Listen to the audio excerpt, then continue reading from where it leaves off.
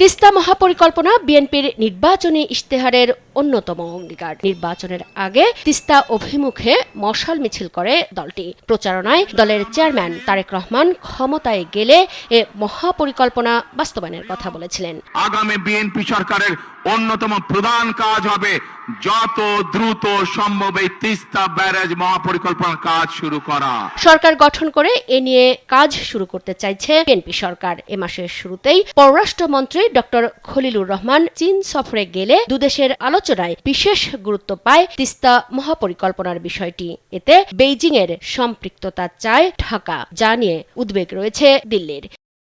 তিস্তা মহাপরিকল্পনা আসলে কে করবে এ নিয়ে খোলামেলা কথা বলেন পানি সম্পদ মন্ত্রী শহীদুদ্দীন চৌধুরী এনি। তিনি বলেন, বিষয়টি নিয়ে অনেক কিছু রটনা হচ্ছে, যা সত্য নয়। কত রকমের প্রপাগান্ডা কতজন করাতে পারে সেটাকে অ্যাড্রেস করব না। তিনি জানান, তিস্তা মহাপরিকল্পনা নিয়ে এখনো কারিগরি সমীক্ষাই শেষ হয়নি।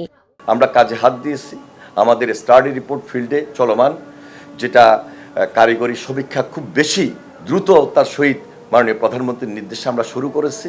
আমরা আশা করছি খুব শীঘ্রই এই সমীক্ষার রেজাল্ট আমরা পাবো, দেন আমরা এটা নিয়ে কথা বলতে পারবো। এই মুহূর্তে আসলে কথা বলার মতো দৃশ্যমান তিস্তা মহাপরিকল্পনা নিয়ে একেবারে ইমিডিয়েট কোনো সিদ্ধান্ত দিয়ে দেওয়া, এই ধরনের কোনো অবস্থান তৈরি হয়নি। তিনি বলেন, তিস্তা মহাপরিকল্পনায় চীন যুক্ত হলে ভারতের এ নিয়ে দুশ্চিন্তার কিছু নেই।